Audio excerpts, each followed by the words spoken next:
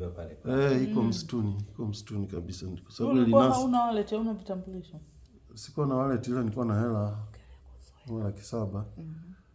Wallet sikuwa nayo, wallet yangu ilikuwa sijaibeba. Hizo hela wamenyang'anya kabisa, wakati naona amenikanyaga, wameshanifunga pingu, wananipiga na kitako cha bastola kichwani.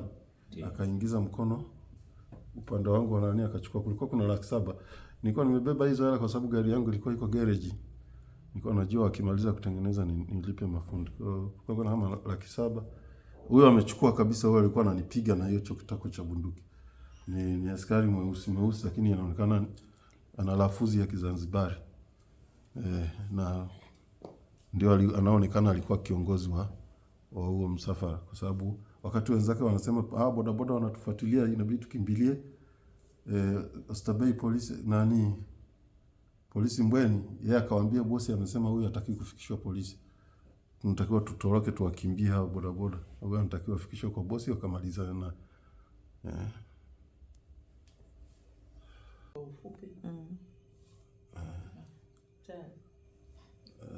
leo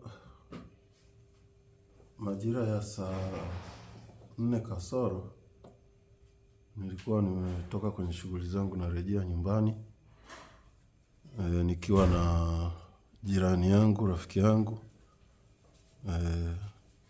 na nilikuwa natumia gari yake. Kwa hiyo mimi nilikuwa naendesha, yeye amekaa upande wa pili. Wakati tumekaribia kabisa nyumbani kwangu, ploti moja kabla ya nyumbani kwangu, gari imekuja ikanipita upande wa kulia, ikaniovertake haraka. Gari aina ya Probox ikaniblock kwa mbele, alafu gari nyingine ikaniblock kwa nyuma. Wakashuka watu wengi, nafikiri kama 5 au 6, wakafungua mlango wangu, wakamshusha yule bwana ambaye nilikuwa naye upande wa pili, wakanibeba kwa nguvu. Sasa na mimi nikajua ni utekaji, nikaanza kupambana nao, napiga kelele, watekaji. Nikaanza kupambana nao, napiga ngumi na nini, lakini wakanizidi, wakaja wengi, wakanirusha nyuma ya hiyo gari, alafu wakanifunga pingu kama mnavyoziona hizi.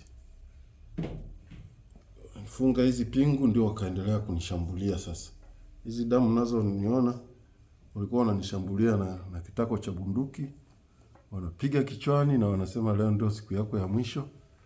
Na mimi sasa nikawa najaribu kupambana nao, lakini sasa kwa sababu nilikuwa nimeshafungwa pingu, ikawa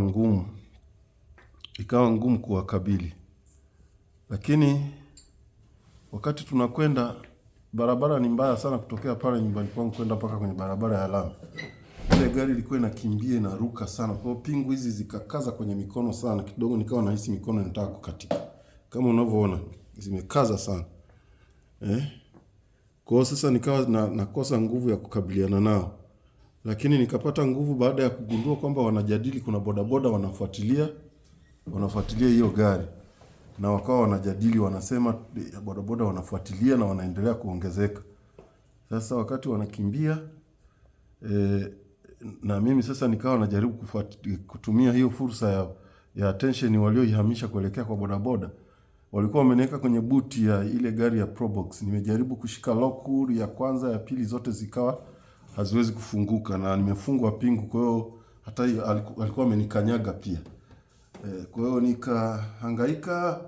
Sasa walivyoona bodaboda wanafuatilia sana, wakawa wanaelekezana, twende kituo cha polisi Mbweni. Yule mwingine akasema hapana, bosi amesema hii issue sio ya kupeleka polisi, huyu hataki kufikishwa polisi.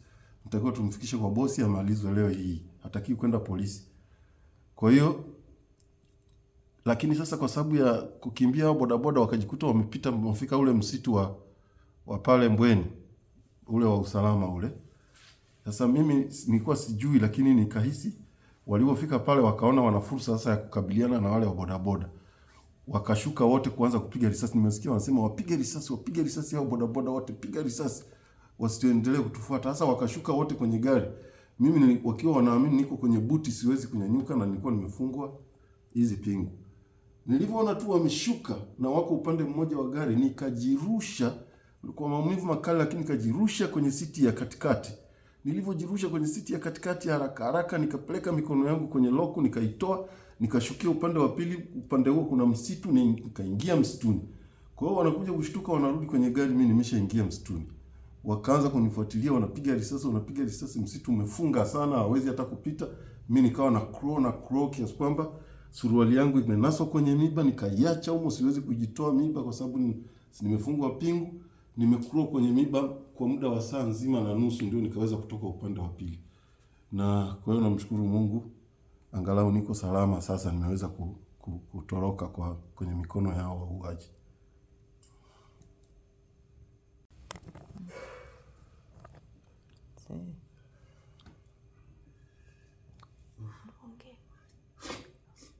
Tibaka, kuna haja uongee kidogo?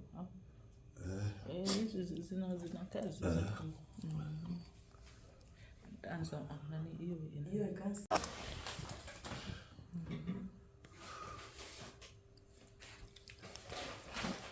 Nikifikiria kazi kidogo.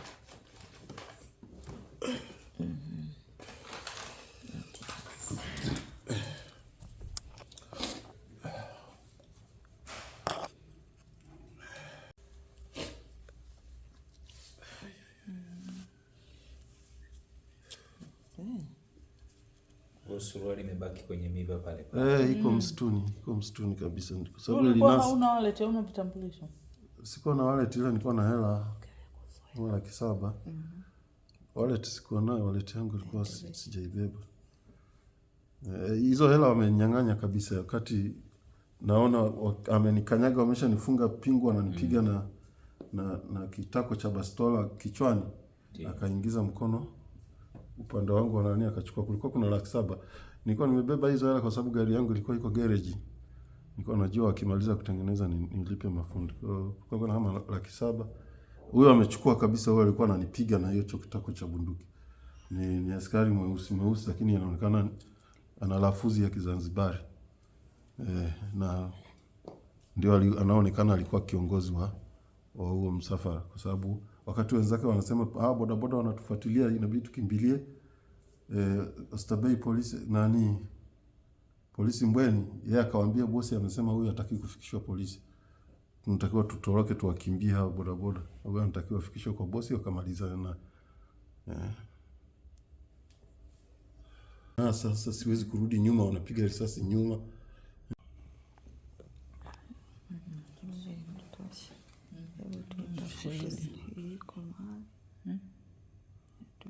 Sasa hebu tutafute namna ya kufungua. Baba piga kwanza picha zenyewe kwanza kavu.